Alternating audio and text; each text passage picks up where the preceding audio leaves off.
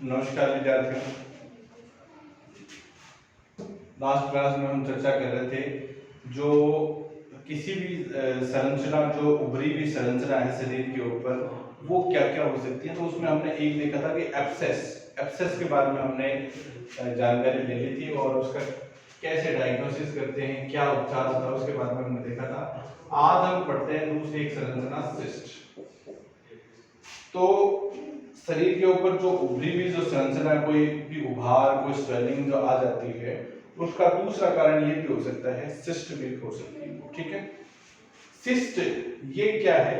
ये थैलीनुमा संरचना होती है जिसके अंदर कोई द्रव पदार्थ जो है वो भरा हुआ रहता है। ठीक है, और वो द्रव पदार्थ पीला, भूरा, काला जो द्रव पदार्थ हो सकते हैं, और उसमें कई बार कुछ अन्य वस्तुएं जैसे कुछ परजीवी या बाल या दांत, ऐसी संरचनाएं भी पाई जा सकती हैं। वह द्रव्य से भरी हुई संरचना क्या कहलाती है? सिस्ट कहलाती है। ठीक है, तो सिस्ट द्रव्य से भरी हुई थैलीनुमा संरचना है जिसमें पीला, भूरा या काले रंग का द्रव्य प्राप्त किया जाता है।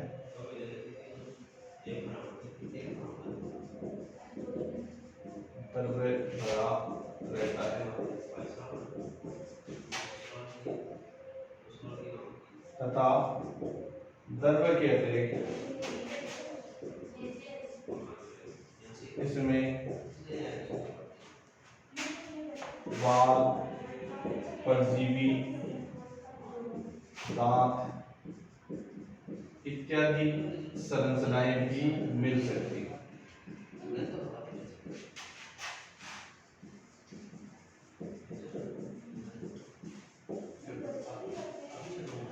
ये जो थैलीनुमा भरी हुई जो संरचना है वो क्या कहलाती है? सिस्ट कहलाती है। ठीक है, और ये शरीर के किसी भी भाग के अंदर ये पड़ सकती है, बाह्य भागों में, आंतरिक भागों में, कहीं पे भी ये संरचना जो है उसका निर्माण हो सकता है। ठीक है, अब किस किस प्रकार की सिस्ट जो है वो पाई जाती है शरीर के अंदर, उनके बारे में देखते हैं।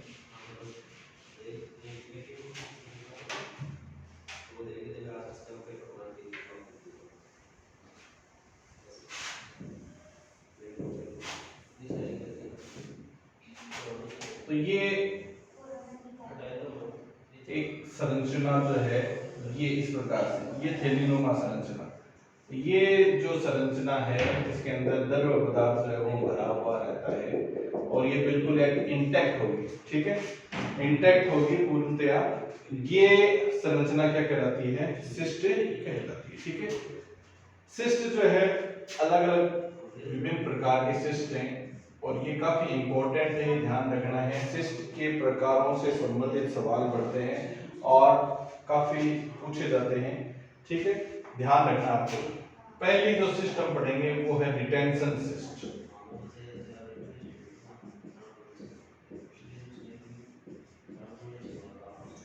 अब जो सिस्ट है उनके क्या क्या कारण हो सकते हैं, उन कारणों के बारे में आप जब देखेंगे तो इनमें हम विभिन्न प्रकार के जो सिस्ट देखेंगे उनमें पता लग जाएगा कि किस वजह से ये सिस्ट बनती है। पहला जो है रिटेंशन सिस्ट, ये कैसे बनती है? हमने देखा कि कुछ आहार नाल से संबंधित सहायक पाचक अंग होते हैं जिनमें लार ग्रंथियां सम्मिलित हैं। ये लार ग्रंथियां किसी एक नलिका के माध्यम से लार को कहां छोड़ती हैं? मुख गुहा में छोड़ती है। अब किसी कारणवश उस नलिका का अवरोधन हो जाता है तो उस स्थिति में वो फ्लूइड जो है वो उसी भाग के अंदर, उस नलिका के अंदर और वहां पे ही इकट्ठा होने लग जाता है, जिसे हम क्या कहेंगे, किस प्रकार की सिस्ट कहेंगे? रिटेंशन सिस्ट होती है। ठीक है, किसी नलिका के अवरुद्ध होने से बनी हुई सिस्ट।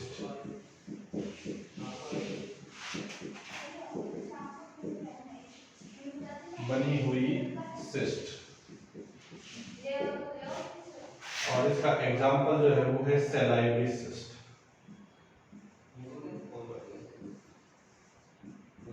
सैलाइवरी सिस्ट में क्या होता है, जो लार ग्रंथि की जो नलिका है वो अवरुद्ध हो जाती है और उस वजह से लार जो है मुंह गुआम में तो आएगी नहीं और वहीं पे इकट्ठा होना शुरू हो जाती है। उसको हम किस प्रकार की सिस्ट बोलेंगे, सैलाइवरी सिस्ट कहेंगे। और सैलाइवरी सिस्ट किस प्रकार की सिस्ट है, एक प्रकार की रिटेंशन सिस्ट है, ठीक है। तो यहाँ पे बहुत से सवाल ऐसे इस प्रकार से बनते हैं, जैसे ये एक सवाल हो गया कि सैलाइवरी सिस्ट किस प्रकार की सिस्ट है, रिटेंशन सिस्ट है। रिटेंशन सिस्ट का उदाहरण क्या है, सैलाइवरी सिस्ट है, ठीक है। तो ये प्रकार जो है वो आपको ध्यान रखना है, बहुत ही इंपॉर्टेंट है, याद रखना है इनको, काफी इंपॉर्टेंट है और काफी ज्यादा पूछे जाते हैं इनके बारे में, ठीक है।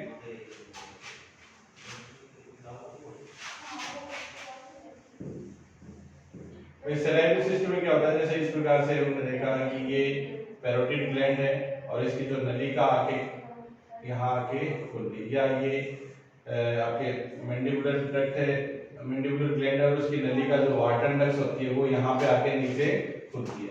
अब इसके अंदर कोई भी अवरोधन होने की वजह से यहाँ पे क्या होगा, ये इकट्ठा होने लग जाएगा, क्या सैलाइवा जो है वो इकट्ठा होने लग जाएगा, यहाँ पे सूजन आ जाएगी, ठीक है। आप इसको ब्रेक करके देखोगे तो उसमें से क्या निकलेगा, सैलाइवा निकलेगा। तो ये जो सिस्ट है ये किस प्रकार की सिस्ट हो गई, सैलाइवरी सिस्ट, जो रिटेंशन सिस्ट कहलाती है, ठीक है।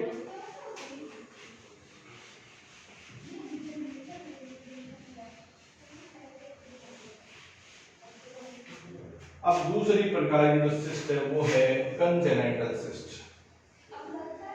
अब कंजेनाइटल देखो, आप कंजेनाइटल नाम भी से ही स्पष्ट है कि कंजेनाइटल का मतलब क्या होता है, जन्मजात। ऐसी सिस्ट जो जन्म के समय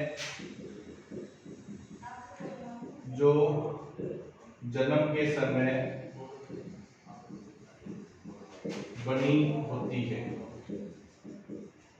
यानी जब नवजात जन्म लेता है उस समय उसके शरीर में ये जो सिस्ट है वो बनी हुई रहती है, उसको हम क्या बोलते हैं, कंजेनाइटल सिस्ट। और इसका क्या एग्जांपल है ये हम भी देखते हैं। अभी नवजात का आप देखते हो ये यूरिनरी ब्लैडर, क्या है, यूरिनरी ब्लैडर। इससे एक संरचना जो है वो एलेंटोइड कैविटी से जुड़ी रहती है और उस संरचना का नाम क्या है, यूरेकस। उस संरचना का नाम क्या है, यूरेकस। उस संरचना का नाम है यूरेकस। लेकिन इस यूरेकस में कई बार जो है अवरोधन की वजह से क्या होता है, यहाँ पे एक सिस्ट बन जाती है, ठीक है। उसको हम क्या बोलेंगे, यूरेकल सिस्ट कहेंगे। क्या बोलेंगे, यूरेकल सिस्ट।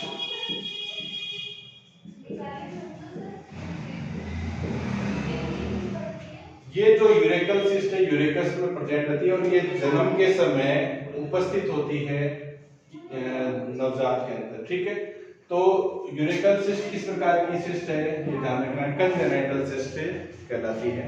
और कंजेनाइटल सिस्ट का तात्पर्य है ऐसी सिस्ट जो जन्म के समय बनी हुई रहती है, ऐसी सिस्ट को हम क्या, कौन सी सिस्ट बोलते हैं, कंजेनाइटल सिस्ट कहते हैं, ठीक है।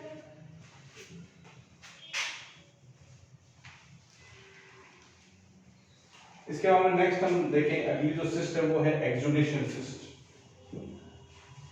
एक्सुडेशन सिस्ट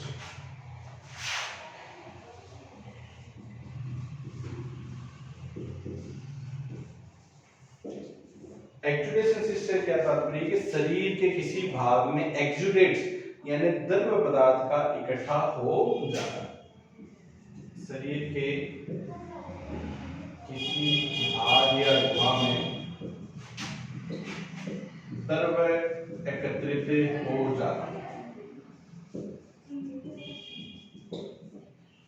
ठीक है। एग्जाम्पल है इसका, आप देखेंगे हाइड्रोसील।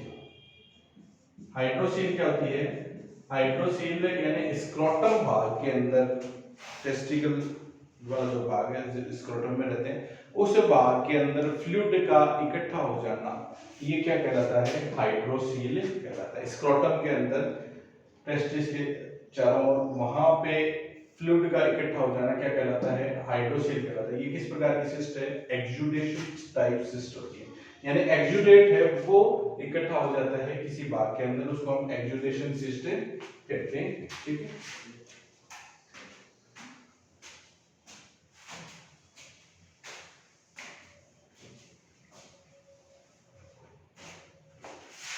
अब नेक्स्ट देखते हैं हम एनकैप्सुलेटेड सिस्ट।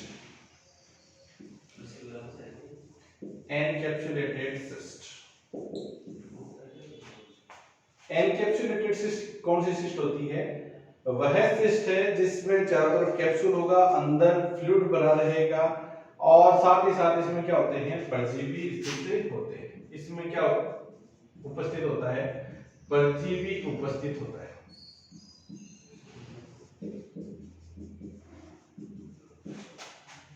शरीर के किसी भाग के अंदर ये हो सकती हैं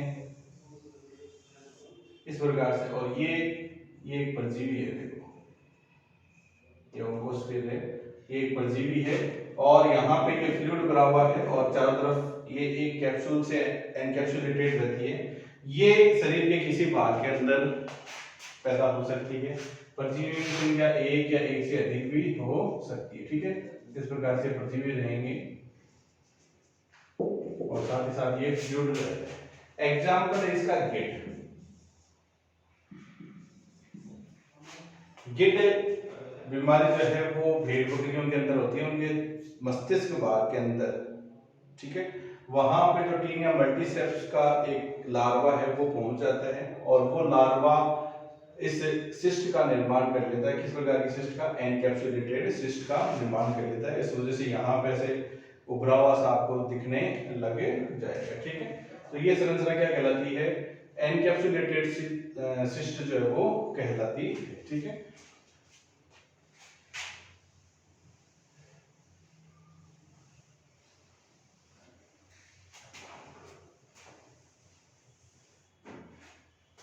इसके बाद में जो अगली जो संरचना है, अगले जो प्रकार है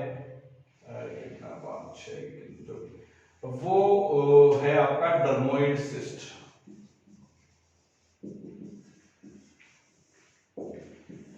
डर्मोइड सिस्ट के बारे में आपको ध्यान रखना है। डर्मिस, एपिडर्मिस यानी क्या है, इनमें उनसे संबंधित संरचना पाई जाएगी। तो इस सिस्ट में क्या पाए जाते हैं? इस सिस्ट में बाल पाया जाता है। क्या पाया जाता है? बाल पाया जाता है। ठीक है, और साथ ही साथ इस सिस्ट में जो फ्लूइड होता है, इस सिस्ट में जो फ्लूइड होता है वो बिल्कुल काला और एकदम गाढ़ा सीबेशियस द्रव्य पदार्थ जो है वो पाया जाता है। और ये सिस्ट कहाँ मिलती है? आपको ऊंट में मिलेगी। ऊंट में जो गर्दन पर ये जो सिस्ट है, जुगलर वेन के पास में ये सिस्ट जो है वो डर्मोइड सिस्ट आपको सामान्यतः मिलती हैं। और मोटी मोटी संरचनाएं आपको यहाँ पे दिखेंगी, जबड़े के पास में गर्दन वाले भाग के ऊपर यहाँ पे मिलती है, जुगलर वेन के पास में होती है। और इसमें क्या होते हैं? बाल होते हैं और साथ ही साथ इनके अंदर जो पाया जाता है, जो द्रव पदार्थ होता है वो बिल्कुल ब्लैक सीबेशियस फ्लूइड जो है इसके अंदर पाया जाता है। तो ये डर्मोइड सिस्ट होती है। ये भी काफी इंपॉर्टेंट है, पूछी जा सकती है, ध्यान रखना आपको। डर्मोइड सिस्ट किस में पाई जाती है? ऊंट के अंदर। डर्मोइड सिस्ट में क्या संरचना पाई जाती है? बाल, परजीवी, दांत। क्या पाया जाता है? तो बाल पाए जाते हैं। ठीक है, तो ये ध्यान में रखना आपको। इसके बाद में अगली जो संरचना है वो है डेंटिजेरस सिस्ट।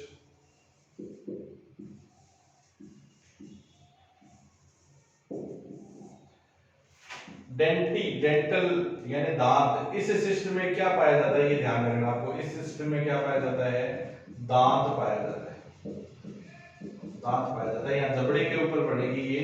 और इस सिस्ट में जो है वो एक जो संरचना जो होगी वो क्या है? दांत। दांत इस सिस्ट के अंदर जो है वो पाया जाता है। डेंटिजेरस सिस्ट जो है ये कहलाती है। ठीक है, एक और सिस्ट है जो भी काफी इंपॉर्टेंट है, कॉन्कल सिस्ट। कॉन्कल सिस्ट ये पाई जाती है किसमें, घोड़े में। और कहां पाई जाती है, कान के अधर भाग पर।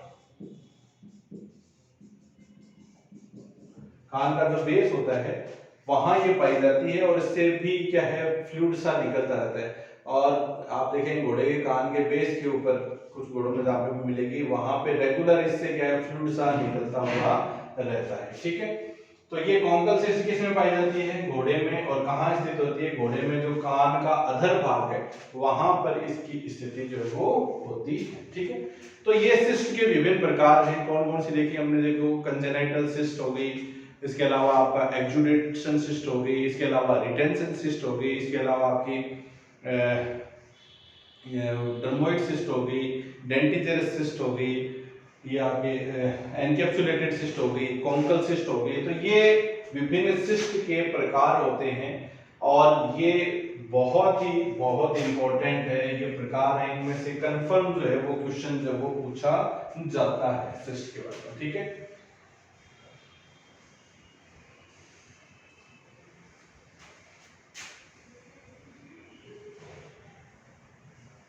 अब सिस्ट का डायग्नोसिस कैसे करते हैं, कैसे इसका निदान करते हैं, इसके बारे में देखते हैं। डायग्नोसिस, तो सिस्ट जो है उसको आप, जो संरचना ऐसे उभरी हुई संरचना आपको मिलेगी, ऐसे इस प्रकार की संरचना इसकी मिलेगी, सिस्ट है।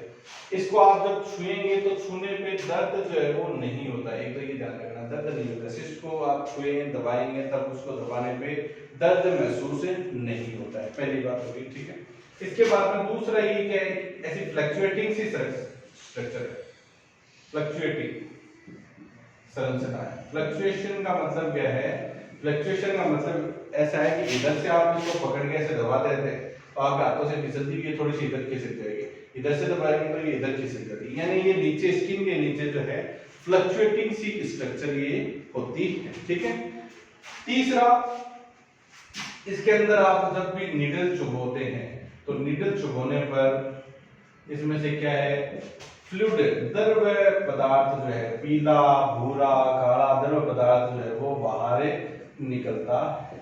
ठीक है, तो ये इसका डायग्नोसिस इस आधार पे हम कर सकते हैं, इसको तो उसको पाल्पेट करके, छू कर देख के, और फ्लक्चुएटिंग स्ट्रक्चर है, और साथ ही साथ इसको नीडल इसके अंदर चुभोते हैं तो इसमें से फ्लूइड जो है वो बाहर निकलता है। वो फ्लूइड जो है वो काला, पीला, भूरा, ऐसा जो फ्लूइड है वो हो सकता है। ठीक है, तो ये हम डायग्नोस इसका जो है वो कर पाते हैं।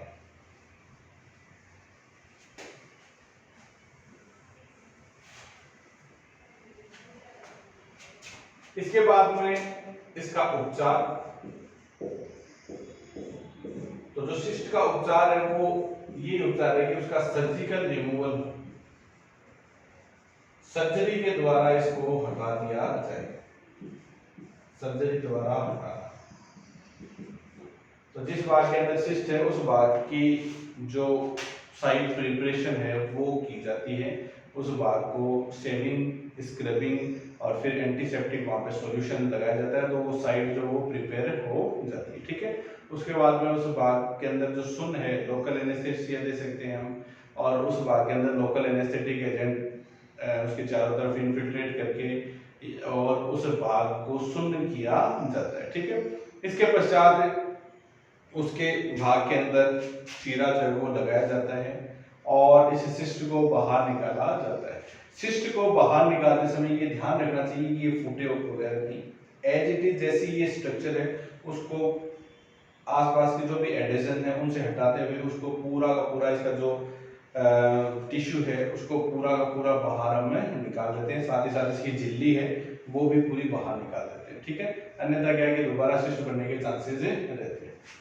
तो ये हम सर्जिकल रिमूवल इसका किया जाता है। उसके बाद में जो आंतरिक भाग की जो सूचरिंग करके और ऊपर स्किन की सूचरिंग कर दी जाती है। ठीक है, कई बार जो संरचना पाई जाती है जैसे गिड है, बकरियों के अंदर इस प्रकार से यहाँ पे ऐसी उभरी हुई सी संरचना आ जाएगी और इसके नीचे ये जो है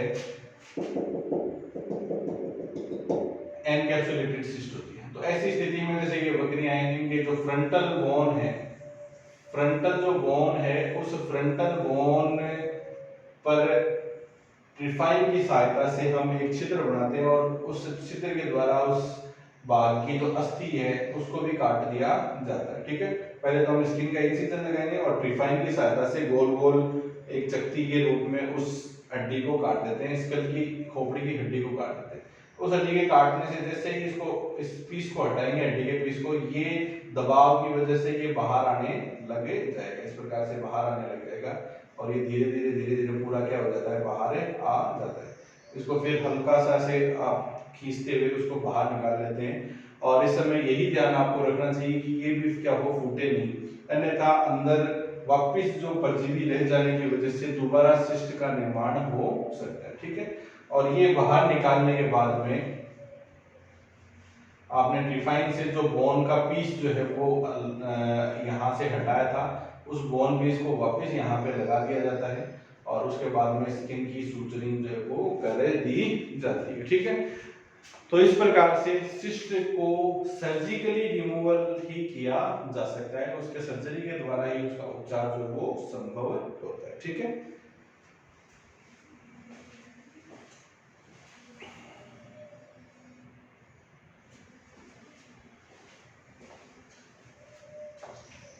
तो इसका सर्जिकल जो है वो रिमूवल इसका जो सिस्ट का किया जाता है, सर्जरी के द्वारा इसका उपचार जो वो किया जा सकता है। ठीक है,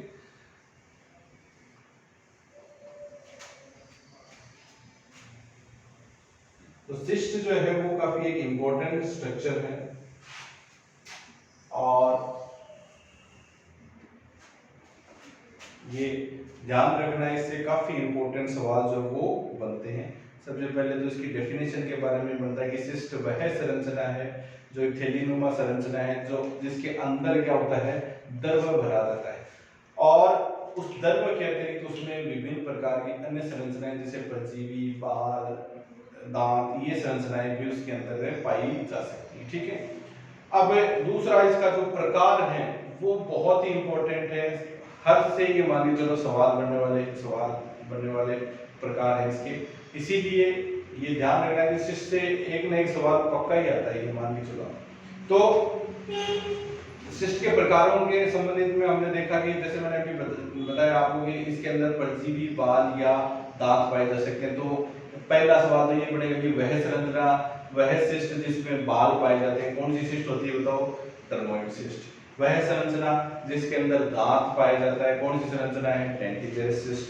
वह संरचना जिसमें परजीवी पाए जाते हैं कौन सी है, एनकैप्सुलेटेड सिस्ट। ठीक है, गिड किस प्रकार की सिस्ट है, एनकैप्सुलेटेड सिस्ट है। ठीक है, यूरेकल सिस्ट किस प्रकार की सिस्ट है, कंजेनाइटल। कंजेनाइटल का तात्पर्य क्या है, यानी जन्म के समय शरीर के अंदर जब सिस्ट उपस्थित रहती है उसको हम क्या बोलते हैं, कंजेनाइटल सिस्ट कहते हैं। और यूरेकल सिस्ट किस प्रकार की सिस्ट है, कंजेनाइटल सिस्ट।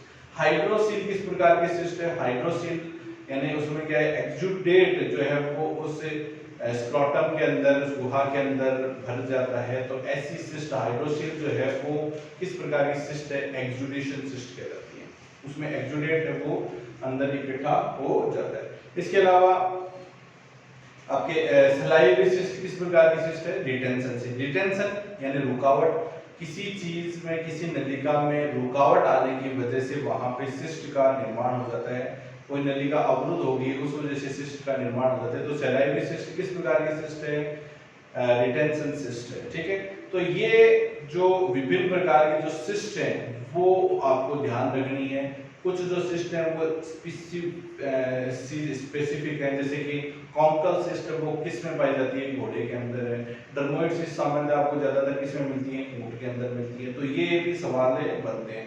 तो ये मैं बता रहा हूँ, ये प्रकारों से संबंधित बहुत ही इंपॉर्टेंट सवाल जो वो बनते हैं और उनका आपको रियली वाकई में ध्यान अच्छे से उसका रखना। ठीक है, और उसके बाद में डायग्नोसिस हम इसको पाल्पेट करके या नीडल छुपाने पे कैसा फ्लूइड बाहर निकलेगा, पीला, भूरा, अगर ऐसा पानी सा द्रव पदार्थ बाहर निकलता है इसका मतलब वो क्या है, सिस्ट है।